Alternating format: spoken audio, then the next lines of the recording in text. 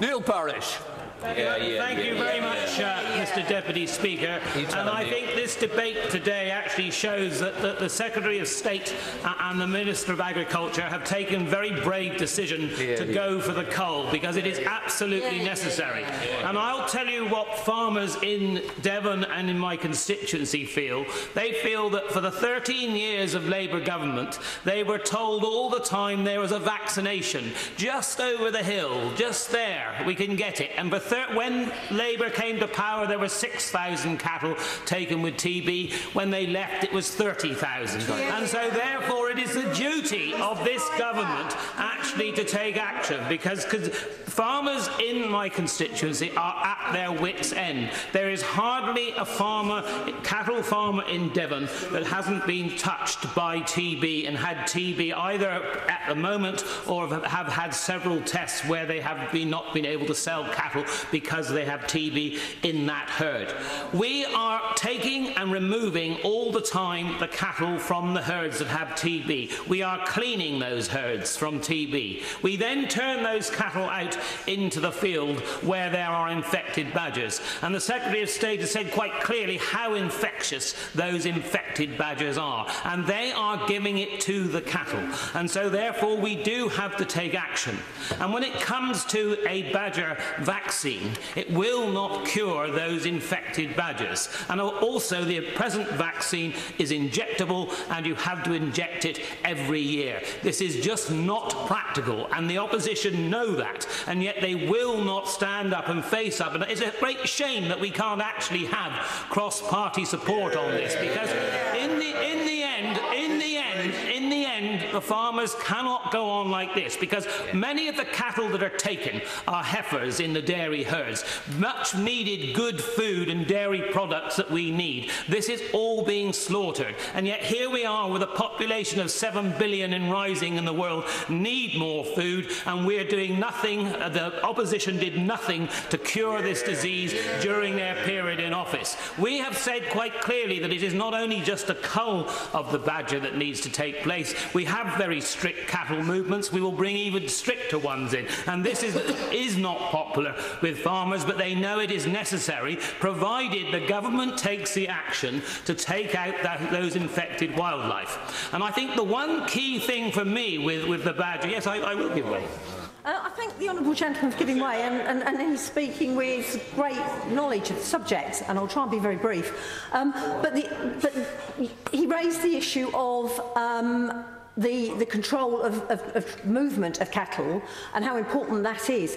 Would he accept that the shift of bovine TB to remote areas is as a result of badgers not being there? People aren't going to get in. It's up to members whether they want to get in or not. You've got to show some self-restraint, and they've got to be very short interventions on all sides of the House. Neil Parish, I presume you've nearly ended. Thank you very much, Mr Deputy Speaker, and I won't take any more intervention. I think the point the honourable lady is making is that did the cattle spread the disease to those areas that were uninfected? Yes, to a degree they did. But of course what you have got to do is actually tackle the disease in those very hotspot areas is where we're going to have the cull, in order to make sure the cattle are not there with the infection and no chance of them being moved. We've got to use every weapon that is there. And the one key thing for me is what happened in the Republic of Ireland. Because if you actually look at those figures, at the same time as the number of cases of TB in Northern Ireland doubled, the number of cases in the Republic of Ireland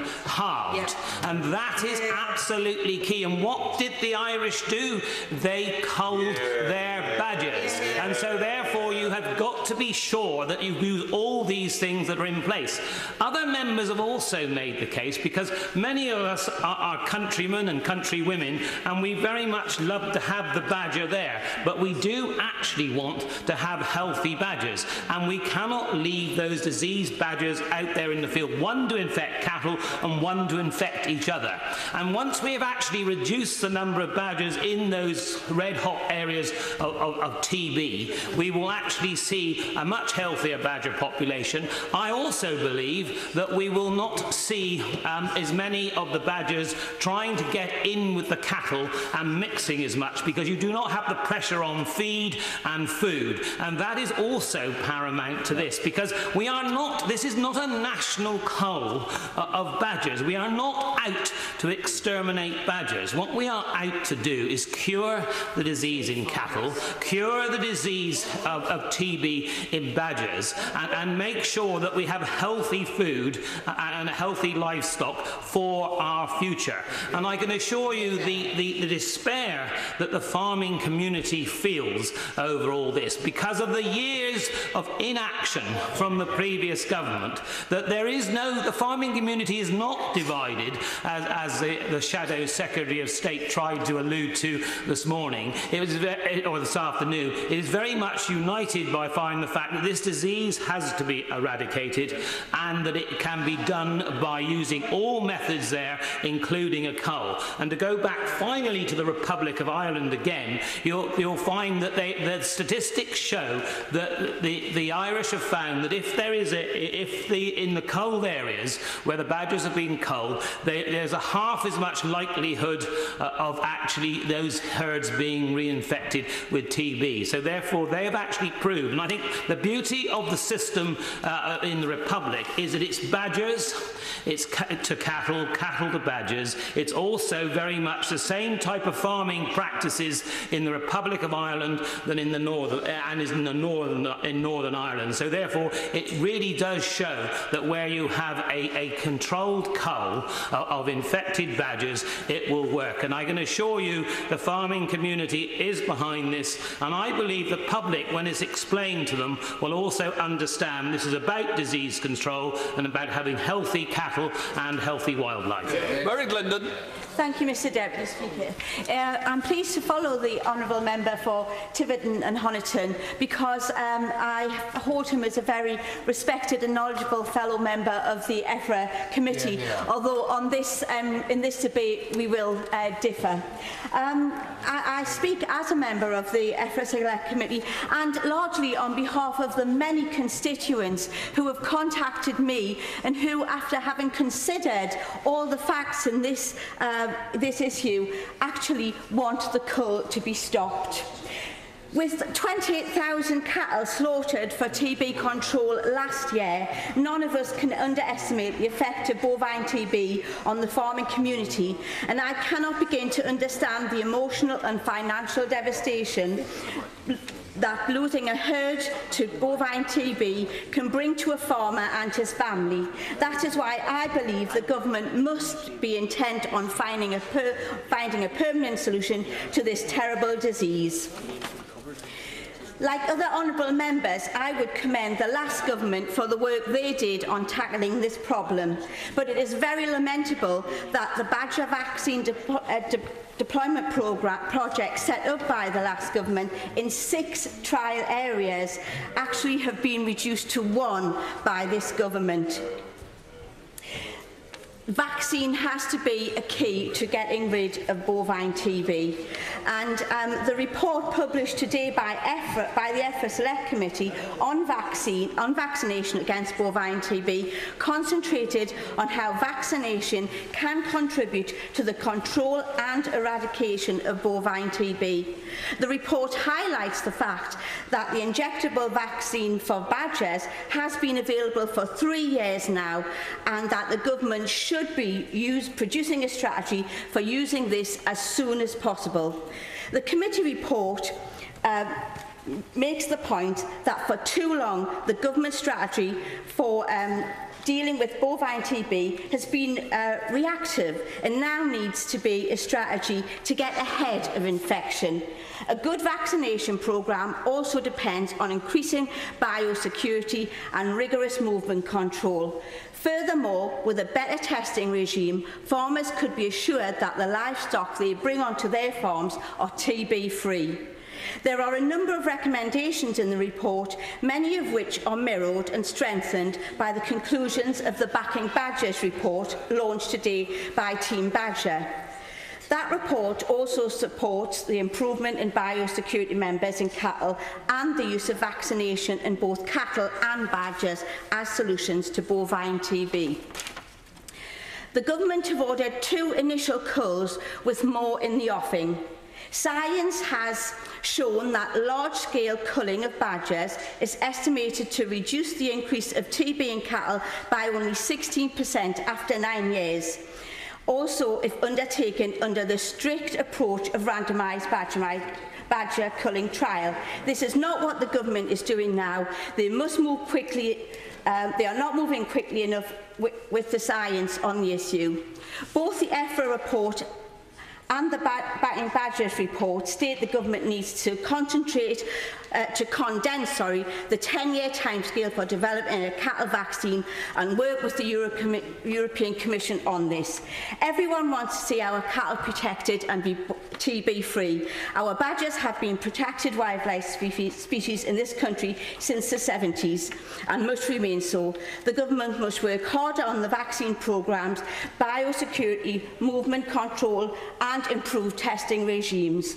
That is where government resources must be concentrated and not on the cull that is cannot guarantee to be humane, that cannot be proven to be scientific, and that in all is simply a veil to cover the lack of work that the government is making and progressing on bovine TB. Tracey Crouch. Thank you very much, Mr. Speaker. When I spoke in this debate previously on the issue, I was one of the very few Conservative members who stood up, spoke and then voted against the culling of badgers. I was completely surrounded by colleagues who profoundly disagreed with me, some of whom have barely spoken to me since, and it was one of my most daunting experiences in my short time here. Today feels like Groundhog Day, only this time it has come with added pressure to try and change my mind or abstain on the matter. I've been accused, rather patronisingly, of not understanding the science and, worse, condemning farmers in individual constituencies to further instances of disease. I've been told I don't understand the horrific impact of bovine TB in cattle, or indeed for badgers, and that culling badgers is actually a way to be kind to them rather than for it to be cruel, and thus allay my fears about animal welfare. But let me be clear, I have enormous sympathy for the farmers who are affected by BTB, not simply because of the clear financial cost to farms, but also the way it impacts on farmers' lives and their livelihoods, and often, as other colleagues have stated, their mental health of farmers. I've listened already to colleagues recount stories from their own constituencies, and it is dreadful, truly horrible.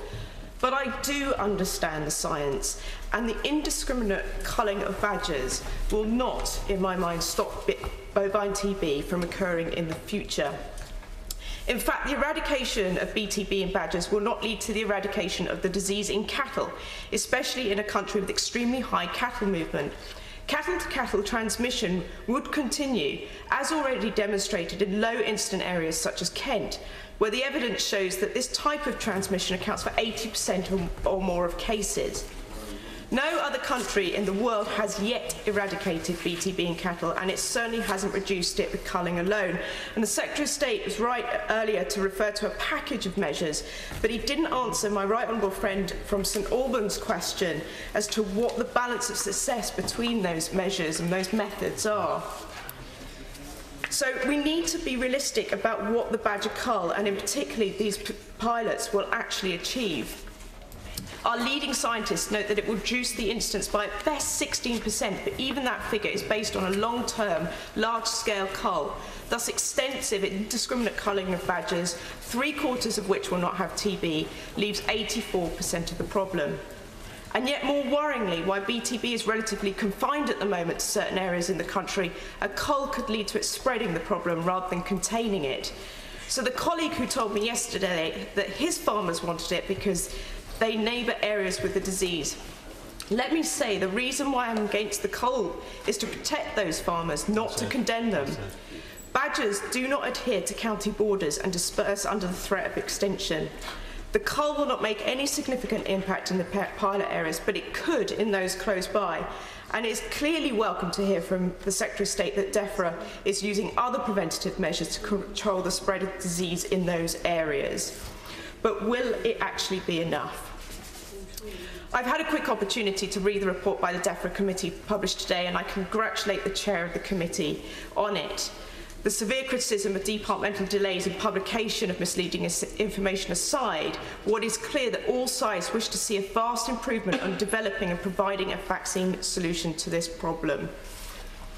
As the Kent Wildlife Trust put it to me, instead of culling badgers, the government should further improve cattle movement controls and testing and support farmers to implement simple biosecurity measures.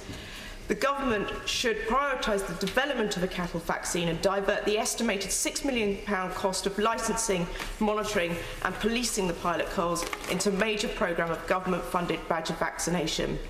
Only then will we be able to get on top of this disease in an effective way. I want to conclude, Mr Deputy Speaker, by congratulating colleagues on this side of the House who will show their opposition to the cull today by abstaining on the motion. Within the Westminster Village, we know and understand why many feel uncomfortable going into an opposition lobby on an opposition motion which is in effect non-binding. It's a nuance often misunderstood outside of Parliament, but I think they should be thanked for their support all the same. I, however, will not be abstaining, and although it will probably make little difference in the great scheme of things, I want my voting record to show that I'm against this barbaric, indiscriminate and ill-thought-through cull, and I would prefer to see a science-led, welfare-orientated response to the control and reduction of bovine TB, one that protects both cattle and badgers from this nasty disease. Nick Dakin. Thank you, Mr Deputy Speaker, and it's a great privilege to follow the member for Chatham and Aylesford, who I've got the greatest respect for, and she spelt out with huge clarity and authority the compelling arguments for supporting the very succinct motion that we have before us today. One of the advantages of speaking towards the end of a debate, Mr Deputy Speaker, is you've had the opportunity to listen to the debate as it unfurls. And I would say I feel this debate has been a debate where the people contributing have engaged with the very complex issues. And I would like to compliment the Secretary of State for a very clear exposition of the position the government is in, and a very thoughtful position, and likewise the Shadow Secretary of State for spelling out the issues on the other side of the equation. Indeed, I thought, listening to both speeches, and indeed many speeches today, that there's actually a huge area of consensus within this debate. And, you know, the Secretary of State spoke very cogently about the need to bear down on the disease in cattle as well as in the wild animal population. And there's no disagreement I can hear about that. The disagreement is around the means, not the aim and the purpose. And I think there's a real and genuine concern as to whether culling is something that will improve the situation for farmers or make it worse for farmers, and that is a genuine concern across the House. One of the problems, Mr Deputy Speaker, with this issue is that at its heart there is an emotional essence, and there is emotion on both sides. And in some ways, with the excellent speeches we heard from the member for Tiverton and Honiton and the member for Derby North, each in their own way captured the emotion on the different sides of the equation, and that emotive response to this debate is what makes it more difficult to resolve, because I agree with the member for Honiton and Tiverton that actually this is something that we should seek to find a cross-party way forward on, because there is so much consensus and there is a need to move things forward in a sensible way. But I felt the member for St Ives, in a very crisp and clear contribution early in the debate, weighing up the balance of the scientific evidence, because one of the problems is that the evidence is not always conclusive one way or the other. And the member for St Ives, after taking us through his weighing up and his consideration, said that on the balance of his opinion, it suggests that the government was running a very high risk of making matters worse. And I think we need to listen to those concerns. They are genuine, heartfelt concerns as we struggle with a difficult issue. Because what is certain is that the distress that this disease causes, and the Secretary of State is right to remind us this is the animal welfare disease, paramount that we need to tackle in the UK, and that distress that it causes not only to the animals themselves and the animals in the wild, but also to farmers and farmers' families and farmers' livelihoods, and also to the economy of those areas affected badly for this, is a very strong and heartfelt distress, and it needs to be addressed. We can't shilly-shally about. And I thought the member for North Herefordshire, although he was arguing for going ahead with the Cull, he also, in a different strand of his argument, urged action on vaccination. And some of the actions he was urging people might feel a little uncomfortable with, but he was basically saying, look, we need to get on with this. We need to make sure we've got all the tools in the box to address the issue.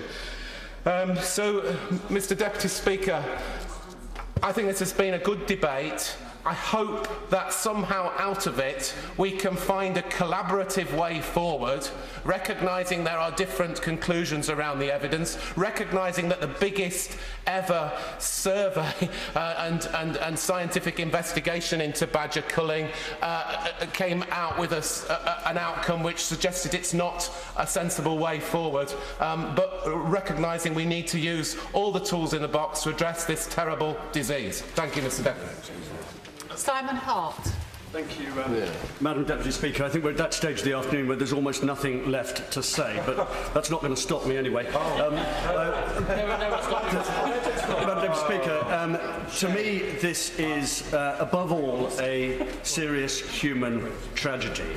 We've heard a lot about statistics, we've heard a lot about science, but for those who haven't, and I know some members haven't had the opportunity, but those who still think there is time to reconsider their views on this whole saga, I do urge, just for a few moments, to talk to one or two of the people affected, to look at the online videos which are available, just to get a feel for what the impact really is. And just whilst we've been debating this afternoon, 5 or 6, in many cases perfectly healthy farm animals will have been killed. That would have come at a cost to the taxpayer, but above all it would have come at a serious cost to the farms in question. Not just a financial cost, but a big emotional cost for people whose animals are their way of life. And I just do urge all members from Walsall who haven't had that experience to do so before they finally make up their mind as to the rights or wrongs of this particular proposal. I'm going to be very brief and hopefully stick to just two things: vaccination in Wales and a comment or two about animal welfare.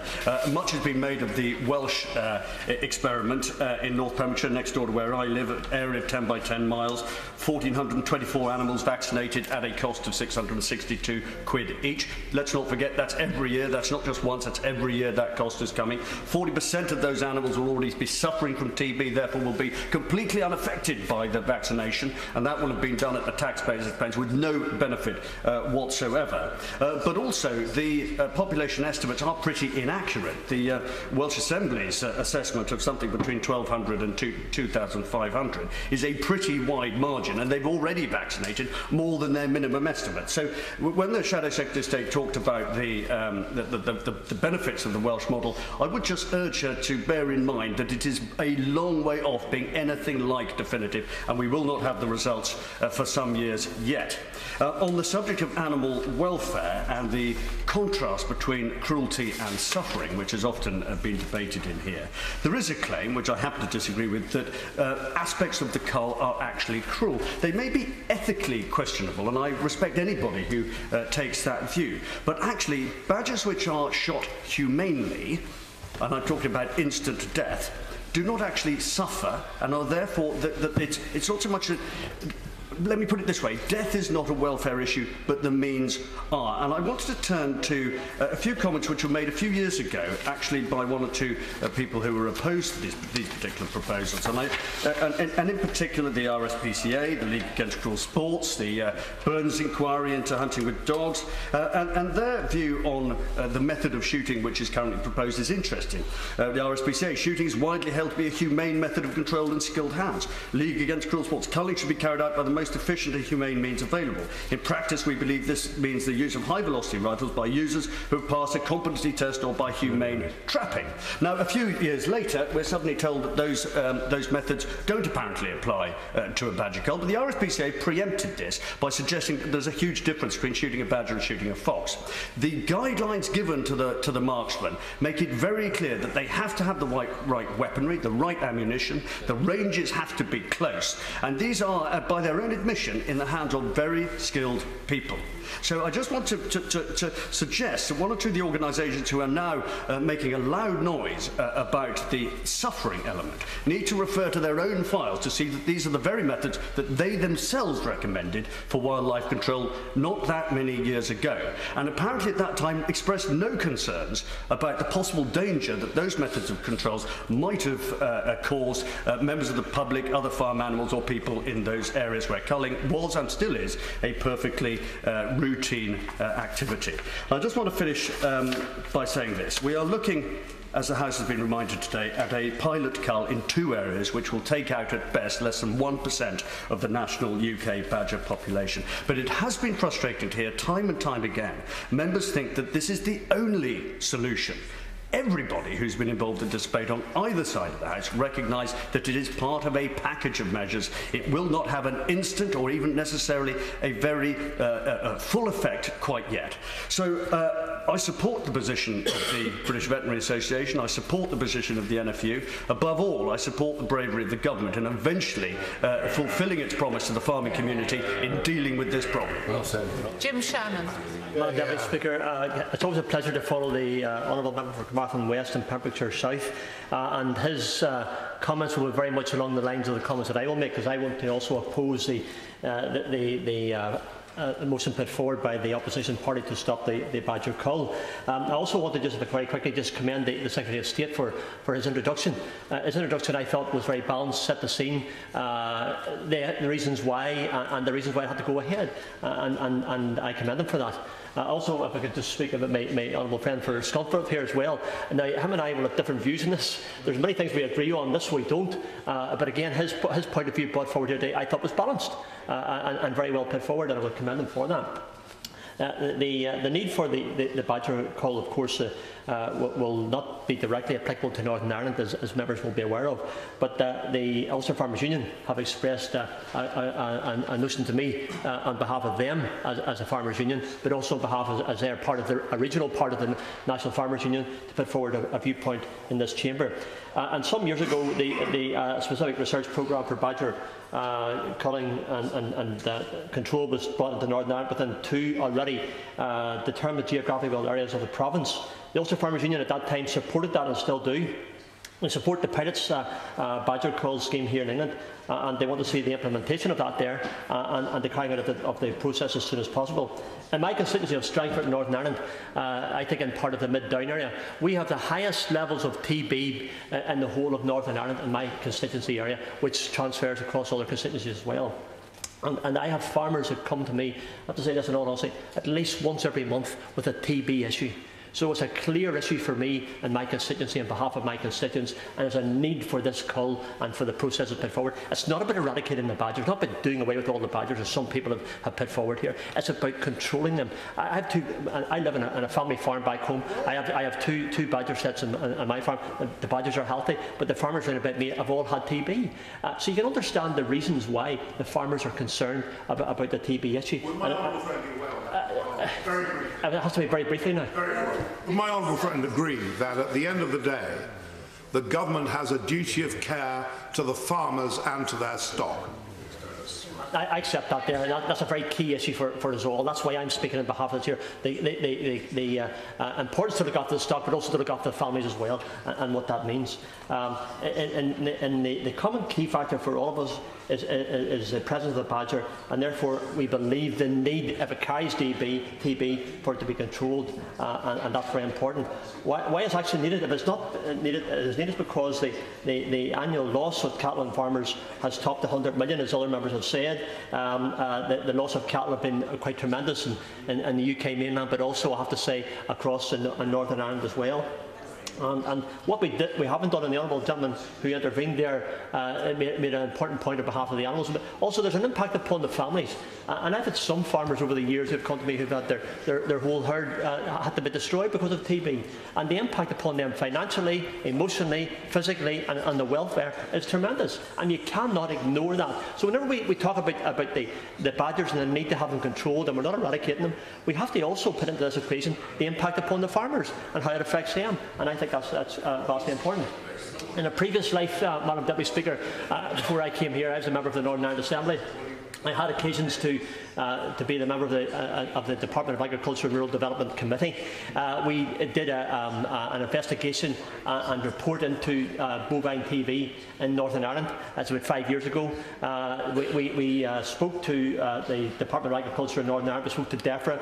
We spoke to representatives from the Republic of Ireland. We also spoke to bodies from across the world, in Australia, New Zealand and elsewhere. And the Secretary of State in his introduction mentioned all those there. And the reason why I say that was because that's part of what we did as well. The recommendation of that committee, my honourable friend and colleague from North Atcham can't be here because he has some constituency duties to go to, so he couldn't stay for the debate.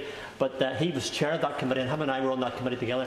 And the recommendation was that there would be control of badgers, and that's what came out of that. And again, we feel that it was vitally important to have that on record. In the Republic of Ireland, badger control measures have resulted in a decrease of TB in cattle by almost a third. The honourable members have spoken about that. It's close to our borders, and especially close to the border of Northern Ireland. But again, if they can do it and it works, then we've got a supreme example within a distance of our own landmass here in the British Isles. Again, in New Zealand, the most comprehensive control of badgers have reduced the infections from 1,700 to 70. A dramatic decrease, not just by culling, but by other methods as well. And the Secretary of State mentioned that, and other members have mentioned that. So there are many methods of how this can be done, and you can look at where people say, but scientific evidence. Scientific evidence is there in the Republic, it's there in New Zealand, it's there in Australia, it's there in many other countries across the world. And I can say from the investigation that we did in the Agriculture Committee in the Northern Ireland Assembly in the previous job before the privilege of come and elected to here, we had that there and very clearly put forward to us. I think what we're saying is that there has to be a proactive control of badgers in heavily infected areas, and it can and it does reduce the level of TB in cattle. On behalf of my constituents and the ones who have spoken to me and who are very concerned about TB, while the TB incidence may be in England and Wales, we want to see them eradicated here as well, because we want to see it disease-free, and we'll see the same disease-free in Northern Ireland and the Republic, because it helps us all in a multi-million-pound industry that we have. Agri-food is worth $4 billion to Northern Ireland's economy. It's important for us. Sheryll Murray. Thank you very much, Madam Deputy Speaker. And I felt the need to speak in this debate today, not only because it's an issue that I feel really strongly about, but because this is a matter of great importance to the livelihoods of the vast number of farming communities in South East Cornwall. I'm going to try to be very short, and I have to say that it's very disappointing to see the benches opposite so empty, considering this is an opposition debate. But needless to say that my communities rely heavily on farming and tourism. And I should point out that it's not only cattle which have been affected by bovine TB, but I have a constituent, Sonora Collings, who has a herd of alpacas, which she farms on her farm, which is also a tourism establishment. And I was joined by the honourable member, my friend for Tiverton and Honiton, at her farm, where we met many local alpaca owners. Sonora suffers from the same restrictions that apply to dairy farmers and has suffered considerable distress, in particular seeing her alpacas destroyed, only to find at post-mortem that they showed no signs of BTB. Members who question the necessity of these pilots should speak to another constituent of mine, Dave Worley. Dave wrote to me saying, "I have the unenviable task of dealing with the effects of TB on a daily basis. The numbers of badgers must be reduced alongside vaccines and trap and test cull methods of control.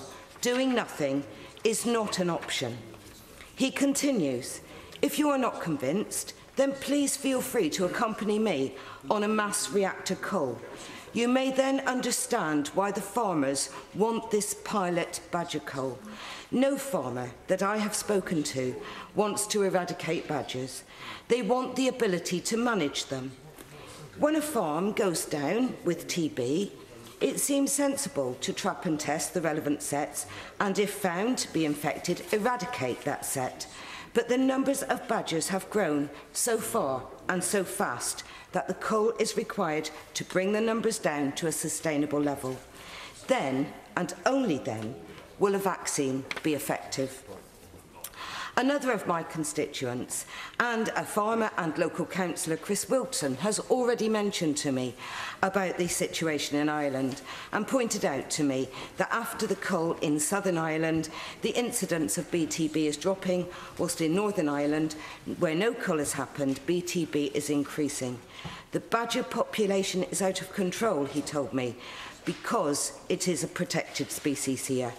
And finally, Madam Deputy Speaker, another constituent of mine who has lived and worked in the countryside among the farming community in South East Cornwall for many years is Audrey Cole.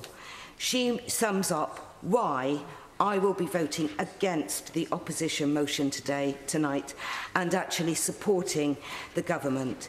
She says, "Cattle are a major food source for the ever-growing population in this country, and everything possible should be done to protect them. Farming skills have evolved down through hundreds of years of experience, and farmers know the countryside and how it works better than anyone. Ignore what the farmers are saying at your peril. And I hope that a lot of honourable members on both sides of the House will actually not ignore the farming community and will actually support this side of the House and our amendment tonight." Thank you. Daniel Kawczynski. Thank you, Madam Deputy Speaker. I'm very pleased that my neighbour, a Shropshire neighbour, is here to hear my speech, and he will know that in 1997, 47 cows were slaughtered in Shropshire as a result of bovine tuberculosis. He will also know that last year that figure was over 2,000. So we have had an increase from 47 to 2,000 cows slaughtered just in Shropshire alone. And the misery and devastation this has caused to our dairy and livestock industry in our county, which is so dependent on agriculture, cannot be overemphasised. In 2006, I set up the all-party group for dairy farmers as a result of the crisis that this disease was causing in Shropshire. Over 250 members of Parliament joined that all-party group. The Royal Association of British Dairy Farmers did an excellent job as our secretariat, and I pay tribute to them for all the work that they did through working with farmers up and down the country to ensure that members of Parliament, both Labour and Conservative and Liberal Democrat, joined this all-party group. And we worked in a very cross-party consensus over a period of 10 months, working together, interviewing experts, not just from the United Kingdom, but from all over Europe and overseas, going on delegations to find out how bovine tuberculosis has been eradicated in France and other countries as well. And I have to say that we had two recommendations after that 10 months of work. One was a limited cull of badgers, and the other one was a regulator for supermarkets. At the time, we were ridiculed as proposing two completely impossible to achieve things. And I remember going to see the Labour minister responsible at DEFRA at the time, and the way in which these two proposals were greeted with derision and incredulity was obviously very disappointing to me at that time. I would like to pay tribute to my neighbour, the Right Honourable Gentleman, the member for North Shropshire, who I think has acted with great courage. And I am sure that a lot of civil servants and other people would be saying this is a very courageous step, Minister. And it does take courage because, of course, there will be protests up and down the country. Of course, this is a highly controversial matter. But I pay privilege to him because he has been very courageous. And I very much hope that those people who do object passionately to this limited cull, I very much hope that they will conduct their protests in a peaceful way. One of the most exciting things that we have done in Shropshire this year is to invite a delegation from Russia, from the Bryansk region, cattle dealers, agronomists and farmers. And I and the member from Mid-Worcestershire, who is West Worcestershire, forgive me, we have worked together to help the government to make sure that Russia lifts the ban on cattle imports, which they imposed after the BSE crisis. I pay tribute to my honourable friend, who has done more than any other member of Parliament to ensure that this happens. And there is such excitement that we can and should be exporting more of our superb agricultural produce overseas. No country produces better dairy products than the United Kingdom, and of course the best ones from those are from Shropshire. Devon. And I have to say, in the limited time that I have, the Minsterley Creamery in my constituency and the Muller Dairy in North Shropshire employ huge numbers of local constituents in this industry. And we must do everything possible, and this is just one of the tools that the Secretary of State is using, to make sure that those constituents' livelihoods, their livelihoods and the security of their families and children, because they have done this for generations and generations, that we do everything we can to protect them. And finally, Madam Deputy Speaker, the Secretary of State has received very recently a letter from Mr. Lovegrove Fielden in my constituency, who I recently met, and I very much hope he reads this letter. And that is saying to him that if these trials are successful, that he will very quickly take into consideration the possibility of implementing this policy in Shropshire, because we must do everything possible to protect our Salopian dairy farmers. Roger Williams. Thank you, Madam Deputy Speaker. And first of all, I'd like to declare an interest as a farmer who owns cattle, albeit in Wales, which obviously isn't covered by the government proposals. But certainly we've been affected by bovine TB, and I think it's the decision of the other people who are more directly involved that they're going out of cattle basically as a result of that. I'd like to say that I am actually disappointed we're having this debate this afternoon, although I'm fully supportive of the government's proposals. I'm disappointed because actually in the 1980s, bovine TB was practically eliminated from the United Kingdom. And that had been carried out using many of the processes that we are now trying to use to eliminate bovine TB. But actually this disease is now completely out of control. The way that it's increasing in the numbers of farms affected and indeed the numbers of cattle affected as well. And it's progressing northwards and eastwards away from the hotspots in the southwest. One of the elements that's been emphasised today is that this is a very complicated disease, and indeed our understanding of the epidemiology and the way in which it is spread isn't well understood. But one thing we're absolutely certain about is that badgers, when they're infected with TB, can pass the disease onto cattle, and yes, and there are other methods of infection as well. So that means when you have diseased badgers in fields where cattle are grazing, that certainly there is the opportunity for that disease to be transmitted. So while we're cleaning up the disease in cattle, so long as there are infected badgers grazing with them, and we've heard a lot about increased biosecurity, but we've also, from the same people, advocating that we have natural forms of cattle production, in other words, grazing. And as far as I know, there is no biosecurity that can be involved to keep badgers and cattle apart when they're grazing. I think all farmers would say that if there was an effective vaccine now available for them, then they would opt for the vaccine. But as has been said this afternoon, we are continually told that the vaccine is coming, but it never actually arrives. The injectable form of vaccine that is now can be used for badgers is a step forward, and I'm sure that there are ways in which we can use that in a package for attacking this disease. Well, very quickly, because... Well, I thank my neighbouring honourable friend for allowing me to intervene, but does he share my disappointment that the government in Wales is not going ahead with the Cull that the then Labour government between 2007 and 2011 actually decided to do, and the Cull would have taken place in Wales, except that it was they made a complete mess of the legalities to bring it in. Well, I know there's a disappointment in Wales about that, but I'd like to really continue to talk about vaccines and the role that they can play. If cattle could be vaccinated, that would really be a step forward that farmers would welcome, and I think it's been said that that may cost £5 a head. Well, I can tell you that the amount of medication that cattle receive during a year, £5, is of very little consequence, and farmers would certainly leap at that opportunity.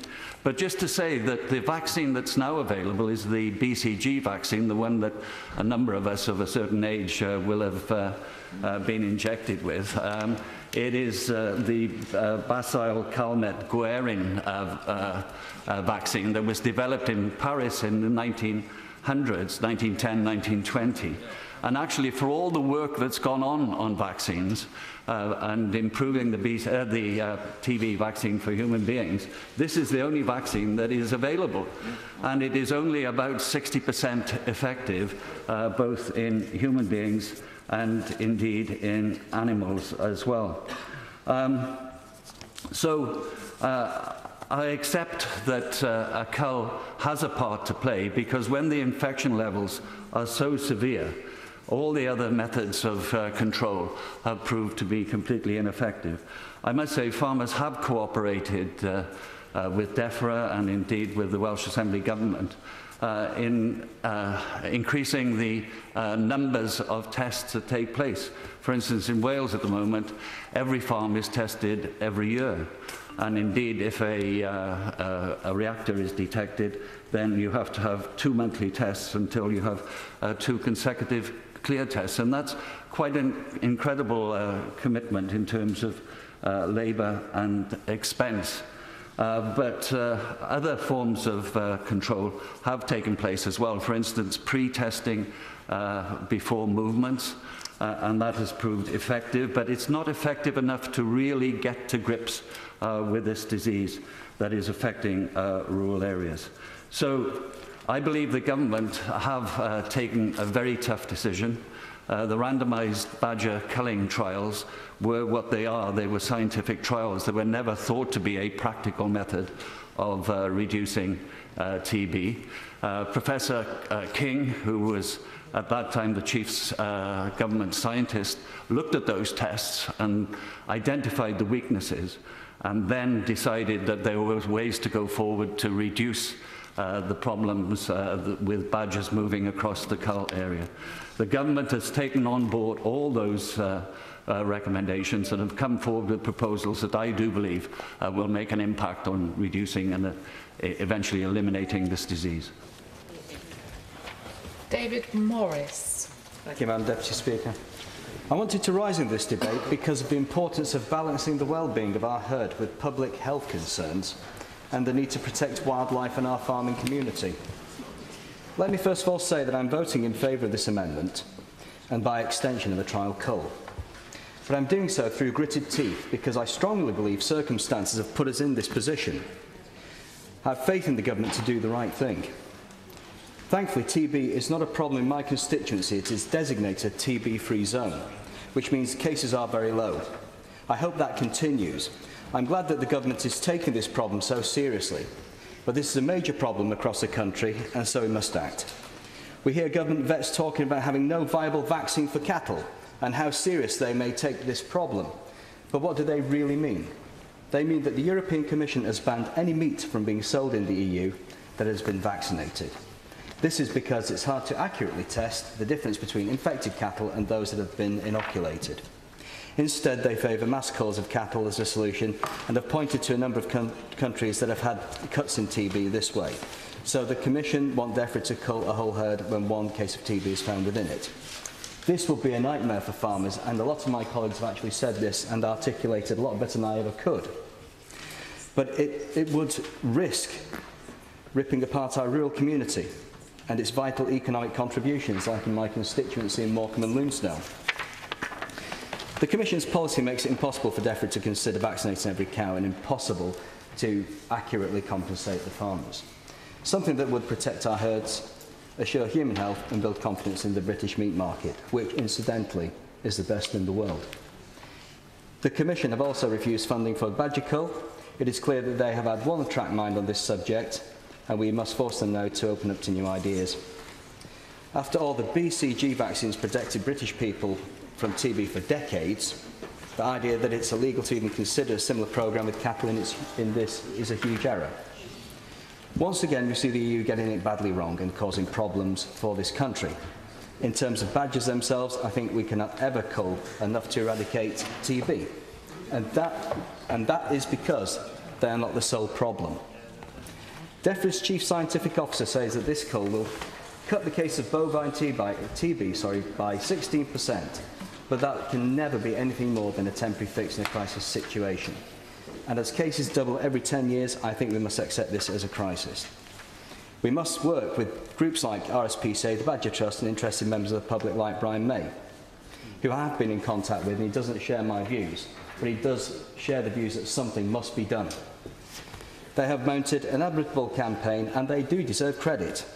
The answer we all seek out is out there, and we can achieve it if we bring together environmental groups, animal welfare charities and farmers to tag and monitor healthy badgers in the future. This must be done by mutual voluntary agricultural and governmental bodies to vaccinate and eradicate badgers as a carrier of bovine TB. I recognise this is a costly option, but the more TB spreads, the more we risk spillover hosts, that is to say TB spreading to other breeds of animals. So reluctantly must accept this 6-week cull of 5,000 badgers, along with the government's assurances that they will redouble our efforts to use strategies like testing and containment. But after this cull, we must take the following clear steps. 1, we must tell the European Commission that one size does not fit all. 2, work to develop a quick, clear and accurate genetic test for TB. 3, look into a mass vaccination programme of both cattle and badgers. And 4, DEFRA and the NFU work with groups like the RSPCA and the Badgers Trust to find their solutions, such as tagging and monitoring healthy badger populations. Members, this sounds like a wish list, but it's a workable concept. If this cull goes ahead, then let us all agree that it must be for the last time. We are already testing 5.5 million animals a year. We work in slaughterhouses, and we are using non-biosecurity measures to ensure that the infected animals never get to other areas of the country. Protecting our food supply must be our top priority, and I applaud the Secretary of State for making this top priority against personal decisions. But we must also save our wildlife too. Thank you. Mel Stride. Thank you, Madam Deputy Speaker. I rise to speak against this motion and in support of the many farmers in my constituency who have suffered over very many years, most grievously, from this scourge of bovine TB. And also to make an important point at the outset that I was rather surprised that the Shadow Secretary of State appeared to imply that the farming community was heavily, or to some significant degree, divided on their opinion of the advisability of a cull. And indeed, I would advise those who have the courage to stand up and support the government not to get too carried away with this notion that farmers or any other community, or indeed the British population, is substantially against these measures. The last YouGov poll on this particular topic did indeed illustrate by a small margin that there were more people against a cull than there were in favour of it. In fact, the figure against the government's actions was 34%. However, that means that some 66% were not prepared to say that they were against what the government was doing. Indeed, some 29% were in favour of what the government was doing, 22% expressed no opinion, and 15% didn't mind one way or another. But there was an important additional question asked in that survey, which was, of those that were prepared to not support the government, how many would change their mind if they became convinced that these actions would prevent the further spread of this disease into other parts of the country? And the figure there was 27%. And that, I think, is a critical point that all members should bear in mind, that what the government is proposing are a series of trials. They will not in and of themselves solve this problem, but they will help us along the road to understanding the approach we should take in the future. The reasons why it is important that we take action have been very well documented in this debate. We have heard speaker after speaker referring to the 28,000 cattle last year that were slaughtered, the £1 billion cost we are likely to face if no action is taken over the next decade. But I can tell you, as a Member of Parliament who has the Farm Crisis Network organisation based within his constituency, that if any member were to join me and go down and spend time with them and listen to the harrowing, heartfelt stories that one hears about farmers who are suffering, that in and of itself may be something that would change a few minds. We have heard many on the opposing benches suggest that we are suggesting that this approach is a silver bullet, a magic bullet that's going to solve the problem. Of course it will not. It is one of a number of measures that we need to take, something that is recognised by the British Veterinary Association in their support for the action that we are taking. We also know that the opposition have argued that the Krebs trials have shown that our approach is likely to make the matter worse. I do not believe that. I believe that the scientific evidence that followed those trials, as more information became available, as more was understood about the mechanisms involved in transmission, has shown that actually a different approach can lead to a different result.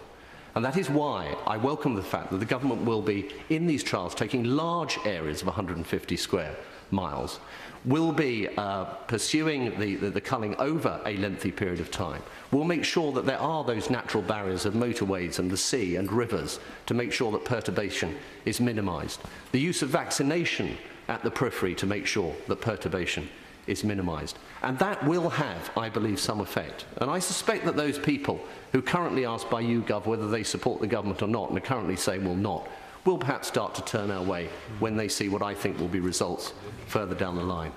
A couple of quick words on vaccination. Some in the opposition dangle this in front of farmers. Well, we shouldn't take any action now because we can get the vaccination going. 2 points on that.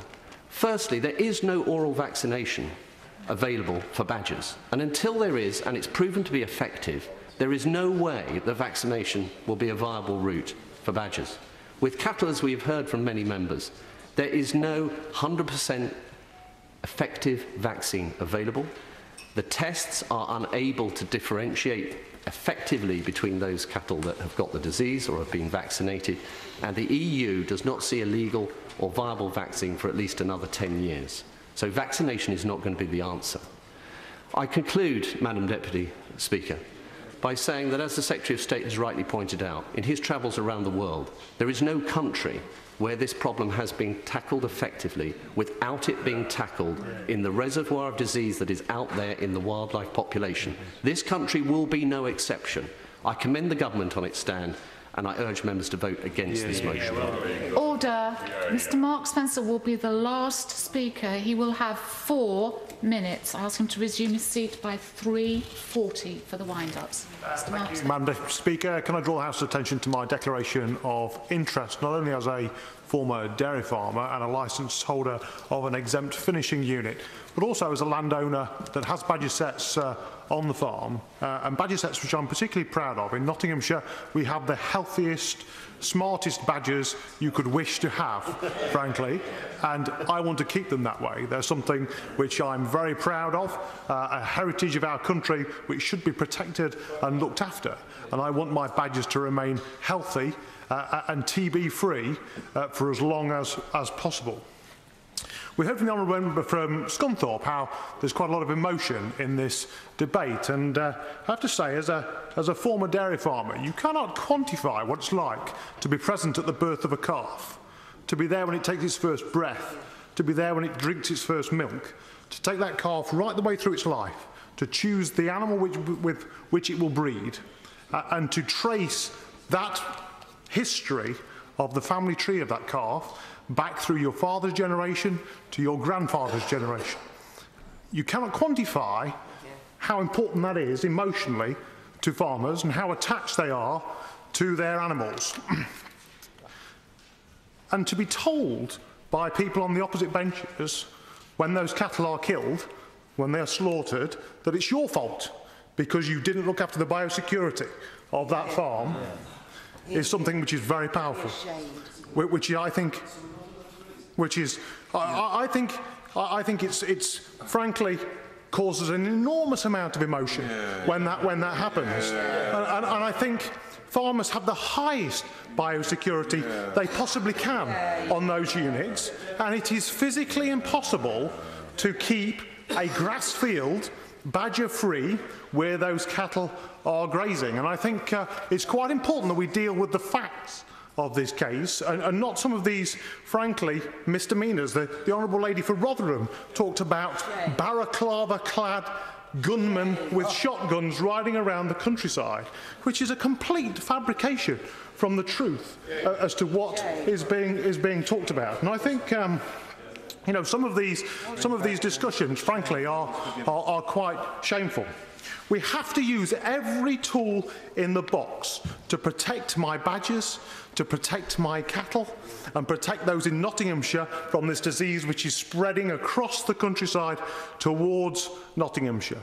And we'll use biosecurity, we'll use movement restrictions, we'll use vaccination when it's available, but we have to take out the infected badgers in other parts of the country which are going to spread this terrible disease across the East Midlands towards Nottinghamshire and to destroy those cattle. I urge members to support the government in this unfortunate but necessary act, and I urge members to support the Cull and to eradicate this country from TB.